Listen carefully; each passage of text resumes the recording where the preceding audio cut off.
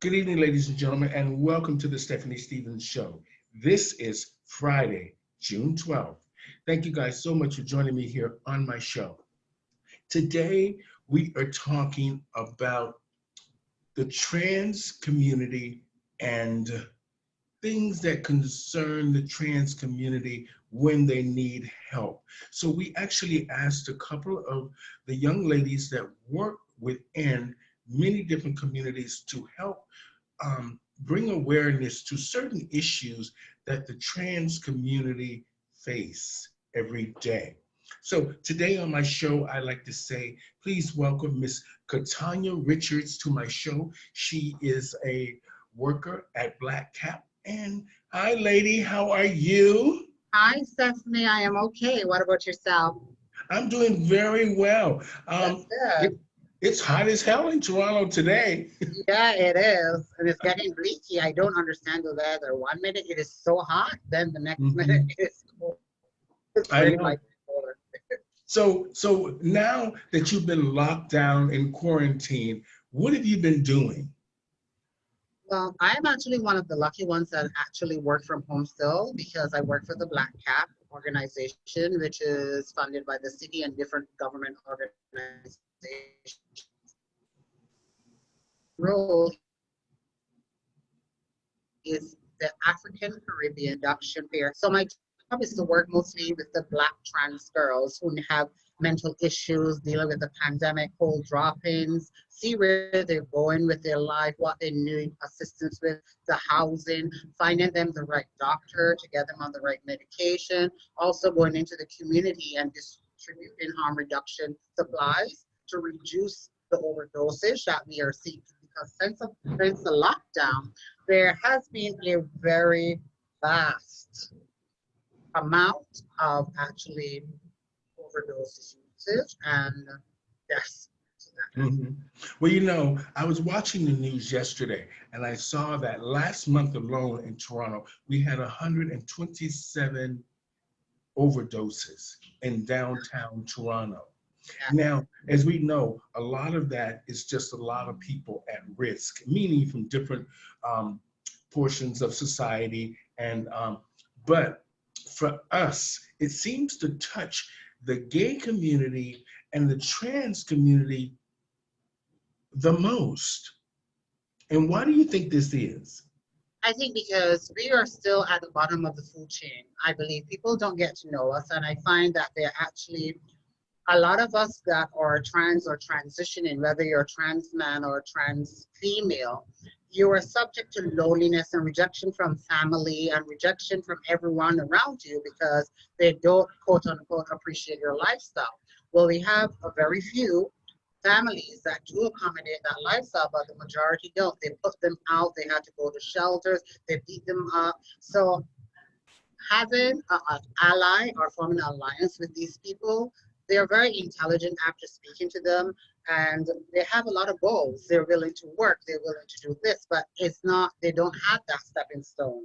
So that is where I come in to help them educate to find out exactly what do you need right now? What position are you in? Where are you looking to go?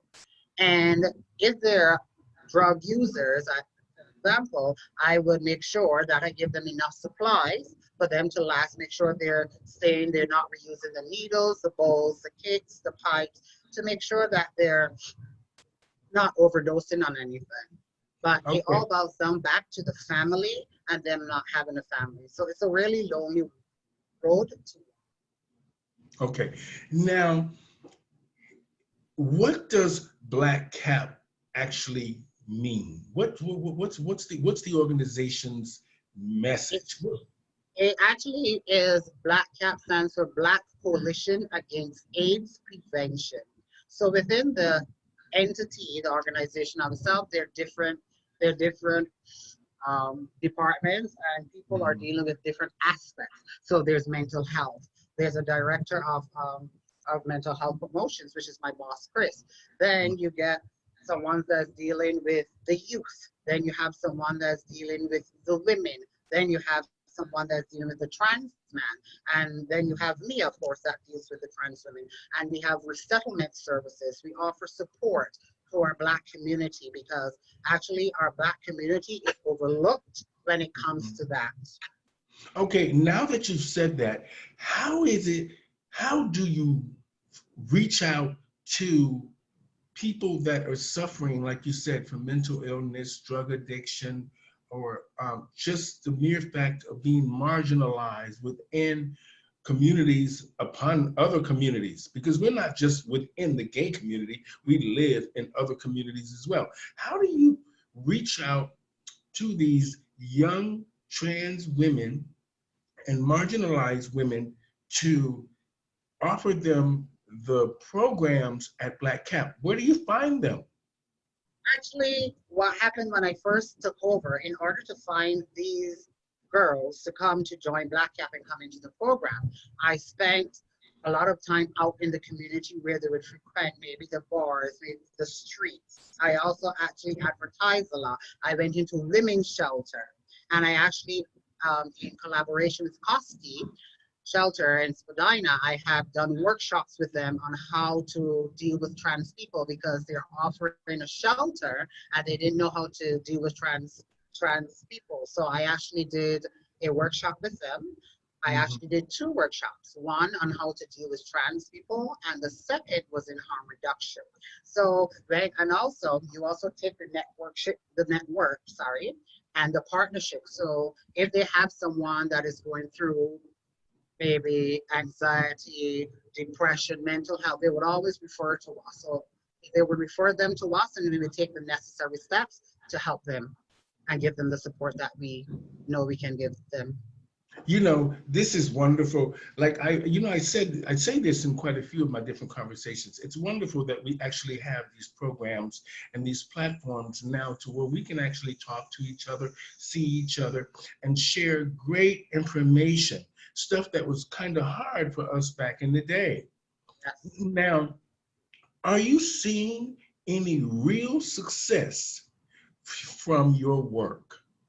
100%. When I first started the group, we had a drop-in at the organization at Black Cap on Victoria Street, and I started the group with approximately 3 girls. Now, I have approximately up to 25 girls.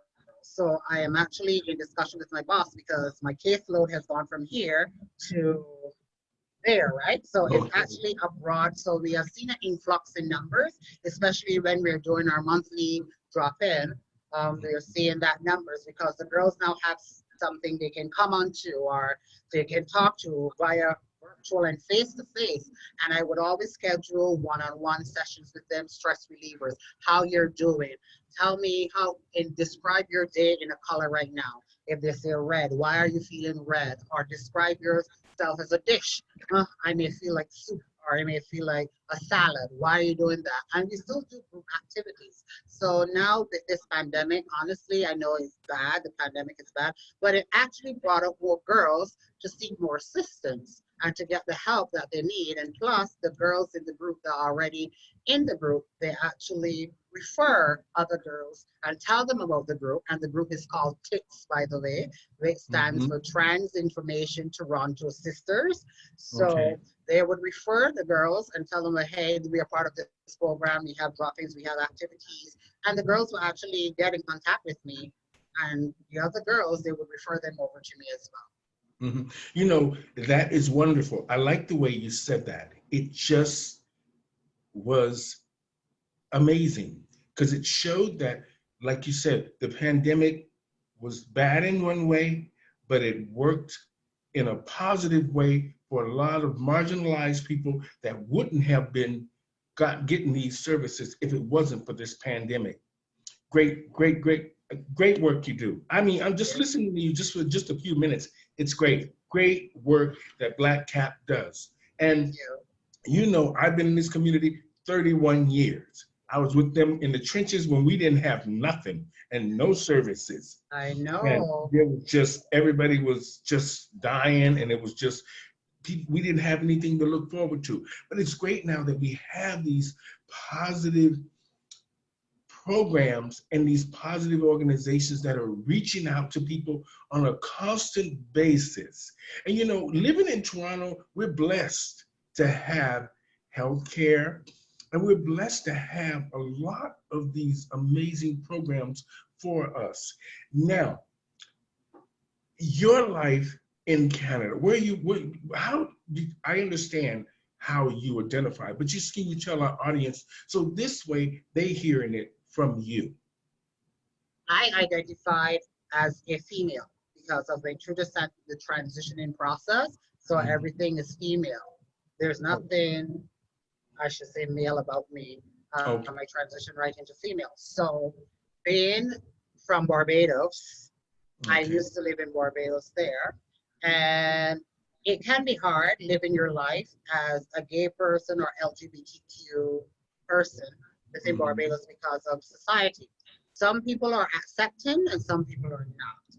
So actually to go to work like this, I would never get a job in Barbados because I look like this. And Barbados is such a small country, a very, very small country. Everyone knows something or always know about someone.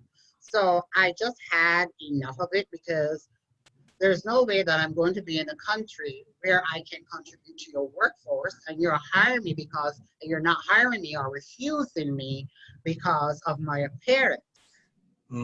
So I just decided, okay, it's time to go migrate to Canada. Now, your road, let's just say you have found success in Canada. I hear you're married now. Oh, look at that. Oh my God. So how did you and your husband, before you decided that you were both in love, did you ever have the discussion about that you were male before? Of course, when I met him, I told him because he would hit me up because we would chat online. Well, I first met him online on Tag. So I was there and I met him and it took me 3 days. And I'm sure when he sees this, he's going to tell everyone it's true. It took him 3 days, took me, 3 days for me to respond to him. And I told him, he said, can I have your number? I said, well, there's something that you need to know about me. I'm not your type. But then he put up this defensive wall and said, how do you know I'm not your type? I said, well, I'm a transsexual. So after 5 minutes, I said, he came back. I said, did you Google the word? And we both laughed about it. He said, really, you're sexy. So then we exchanged numbers and began to create a bond. And I showed him pictures of me before as a male, pictures of me now. And it's quite obvious, well, he's my husband. So I showed him everything. I don't hide. And I believe that when a trans woman meets someone, they should always tell them, 100%, tell them your story. Let that individual man make the decision to go with you or not to go with you. Because if you don't tell him and he goes with you, because some of us girls are pre-op and post-op. That means some of us has the female genitalia and some of us still have our male genitalia. So if you're one of those and the guy said, well, okay, they're looking to see this, they're not going to see between your legs because your clothes are on. So not telling him and then getting in the bed with him and doing that can lead to something very destructive. Now that you said that, I want to just point out one thing. When you think about government ID in Canada, I know in the US they're making a move towards changing the gender on identification. Now, have we reached that point in Canada yet? Yes, we have. All of my IDs are female. I don't have nothing male about me. What happens is that you go to see an endocrinologist or your doctor, and your doctor will always write a letter for you. And your doctor will say, well, the gender does not match the identity. And then you take it into Service Canada, you have your name change, but you must spend 1 year in Ontario before you actually change your name and change your gender at the same time. Now that you've said that, now how important is your work at Black Cap? How important, just so people can understand that Black Cap means business when they are reaching out to help you?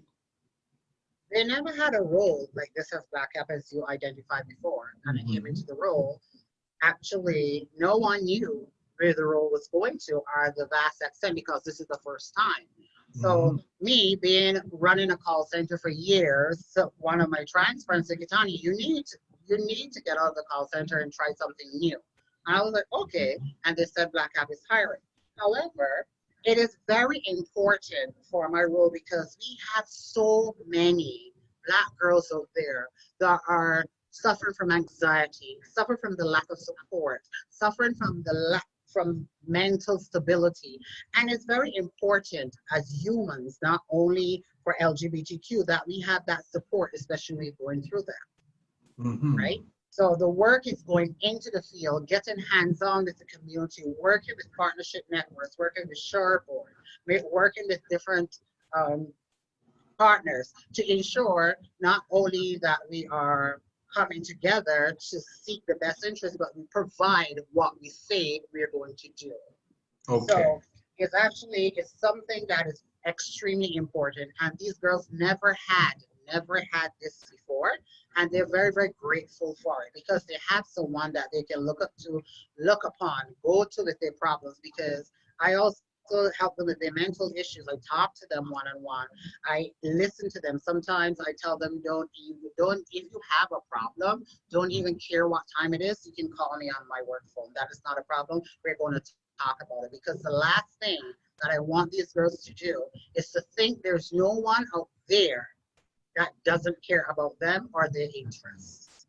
Now, now that you said that as well, how do we change? You know, our community sometimes can be its own worst enemy. And you know, sometimes even though the trans have they're active in the trans march and um, trying to bring trans awareness to respect, trying to just show people that they matter as well in the world. But yet, sometimes when it comes to the performers who might not totally identify as trans or they're drag queens or female impersonators or however they feel that they identify as, sometimes our own community chastise us because I've heard this word so many times and it's brought the fight on every time, tranny. Why? What? How I can we just change that? I despise that tranny because you see that's a culture. It's a habit that they adopt. So it's like the new fashion trends that are coming down, like the Samsung S20 Ultra Plus. Everyone is going to want one of those. So they're so accustomed to calling it the Ultra, is that when they go back, is they're so accustomed to looking at every person as a transsexual, they call them tranny for short. Mm-hmm. And it will take a lot of work for them to actually change that word to reflect female or just transsexual. And it also have to do with the individual because if you're talking to me and you're going to refer me as a tranny, I said, okay, well, I don't feel comfortable for you calling me a tranny. So can you Mm-hmm. please refrain and stop from that? So it will take a lot of hard work and we have to have actually bring awareness to the person that's saying it to us Mm-hmm. in our face. So we have to let them know where we stand. It's like if Okay. they call us the wrong name, say for instance, somebody called me Katarina. That's not my name. My name is Kitanya. So Mm-hmm. you actually have to correct them. So it's still work in progress and we're currently working on that, but it will take some time to reach the place in which it needs to Okay. Now, just this is a sensitive question concerning religion and us being, you know, coming from most of us that are Christians or however else we celebrate religion under whatever it is. But in the Black community, it's mostly about Christianity. So, how is it that we see the Black churches reaching out to, like you said, the shelters and what they consider the normal society, but you never see them step in to take charge and help and focus on the LGBT two-spirit pronoun community, and mainly the trans community. It has been that way for many years, and I don't believe in it because there's no way that you are Christian and you are choosing to help a certain group of people, heterosexuals, people that are not gay, are not trans, are not non-binary. You cannot choose. It's either you're going to accept us all, or why are you there then? Because I am so tired of hearing people, and I know I may get dinged for this, but this is my personal opinion. I am so tired that from the time that people hear about, okay, you're trans, or you are gay, they run for the Bible. Why? Are there any other educational resources that you can use to get your point across? But yet in the Bible, it says, no weapon formed against me shall prosper, but you run for a Bible. And at the end of the day, all of us have sinned and fall short of the glory of God. Because you're not going to come and tell me that God is going to put me in the pits of hell because of who I am, and I am gay, but yet you had children out of wedlock, you wear mixed match clothing, you eat pork, all these things the Bible speak about. So I don't understand where you're coming from. It really baffled me for years and years and years and years. Because I had an experience in Barbados, whereas I was beginning to transition before I came, and the Jehovah's Witness would come to my house. And from the time they see me, they will say, men should not lie with men. And I'm like, what do you mean? And they would say, your lifestyle is wrong. I said, my lifestyle is wrong, but no offense to you, you're also insane. Because look at you. You have on a denim skirt and a polyester blouse. Are those not mismatched fabrics? And they would actually close the Bible and run away. They don't want to hear me anymore. Well, I just wanted to say that because my parents were heavy Christians, but they never chastised me for just being me. And me and my sister, we talk a lot about our folks because we miss them, but yet they were very good to us without ever throwing the Bible in our face. I'm the baby, my sister's in the middle, my brother's the older, but they never, even though we all had three different lifestyles. My brother was sort of like you said, he was all over town with every kind of woman in the world and ended up marrying outside of his race, which at the time our parents thought, I don't want white people in my house, this and that, even though our neighbor was white. And then my sister ended up marrying her first husband, who she's married to today, that's white. And then there's me, the baby, the gay one, that all my relationships have been mostly European men. Now, what do you think, how do you think, do you really feel, do you think the LGBT community embraces the church? Do you think they go? Do you think they attend church? I don't think the vast majority attend church. I could be wrong because they're so afraid of rejection. And with all that is going on, I mean, you're rejected by your family, you're rejected by society.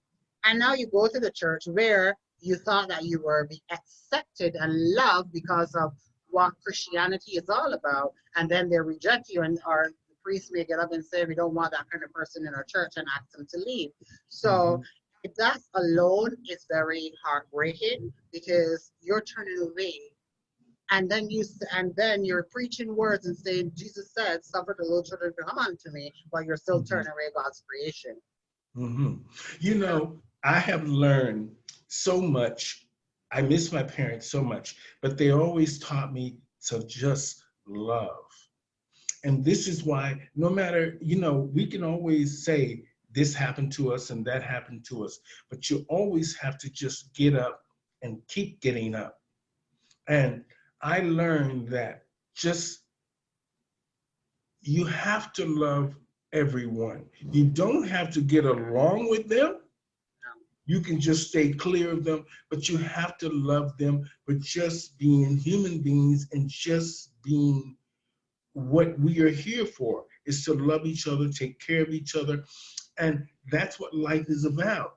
But for somewhere along the line, we have chosen so many different, I'm this, I'm that, I'm over here, I'm over there, I don't like you, you're this, you're that. And it's putting so many barriers in the way of where we are to go. Now, a perfect example is I watched something that was trending a lot on Facebook and YouTube and all these places when the pandemic hit and the little children weren't going to school. Now, before, we've always talked about how you teach children to hate and discriminate, but nobody ever paid it any attention. But if you ever sit in a classroom and watch how kids really interact with each other normally, you don't see what we practice today when they're first growing up. 100%. Because actually the generations are changing. Mm-hmm. And what we were raised by parents who would whoop us, who would beat us up. When we do something wrong, we would get lashes, we would get spanking. It's a whole different generation now where you can't spank a child. You have to take away, sorry, my baby just came out, take away their devices. You have to take away their phones and all of that for them to understand the importance of good behavior. But is that working? That's the question. Is that working for that person? It may work for me, yes, but it won't work for you because I'm saying, okay, well, I'll just be without my phone for a week and then she'll give me it back. And then I may go and do the same behavior again. And she'll just take away, my parents will just take away my laptop, my phone, my TV. But we have to find different ways, because if we can't spank the child, we have to find ways, and very more effective and efficient ways, to ensure that whatever punishment that you're delivering to that child, they understand that it cannot be done again.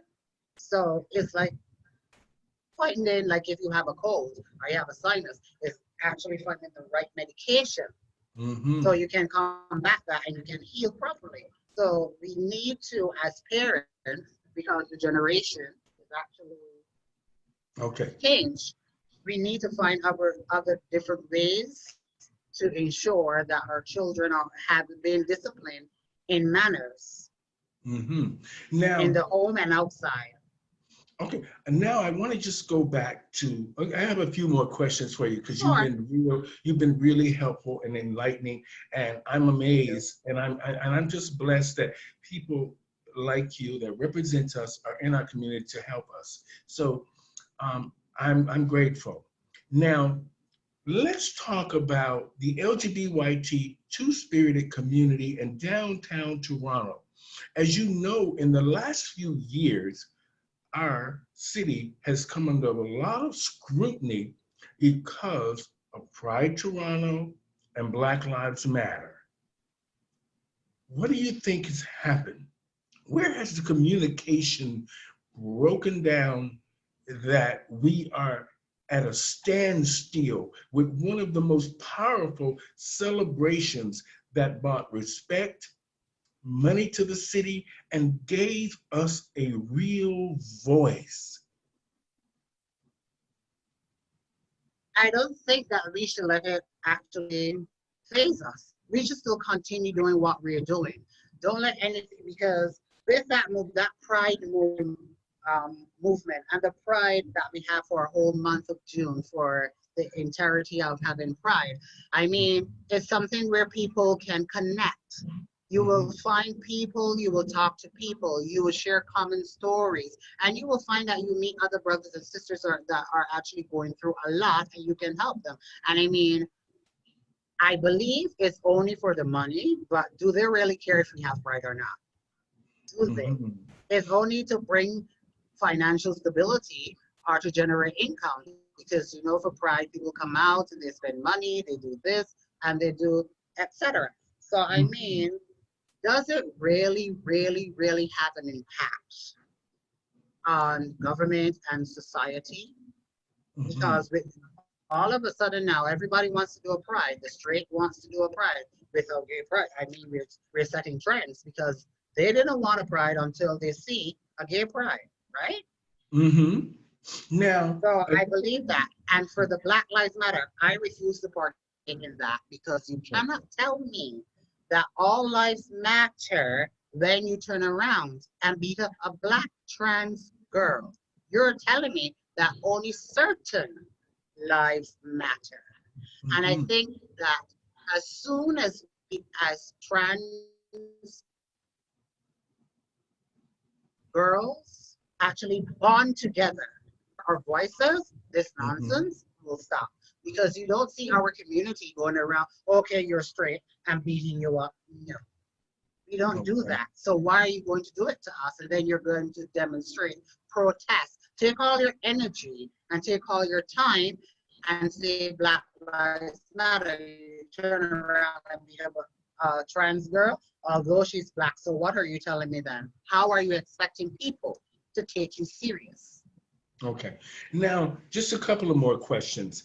Now, since the pandemic, now it brought a lot of attention, and it actually brought out a lot of awareness of what is actually happening within our community. Now, I noticed now that a lot of the bars will not be opening back up.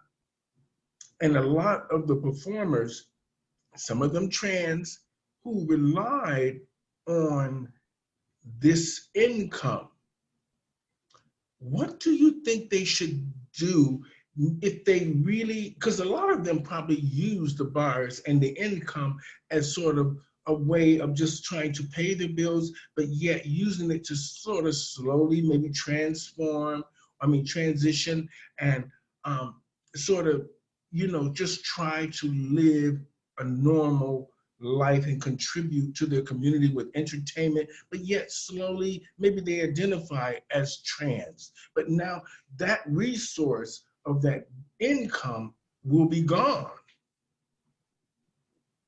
100%. But I mean, if they're performers and they're being legitimate, they should be paying taxes. There you go. On some part of it, but if they don't, we here at Black Cat should here in Canada, but we do help. We will give out gift cards for the grocery stores. We have the IA Project, and the IA Project do grocery deliveries, where if you don't have food, you can reach out to myself, or you can reach out to anyone at Black Cat and say, hey, well, I need a grocery delivery. And the groceries are actually from a Black grocery store. You get all your pork, your chicken, your pears, your sorrel, everything that you can think about.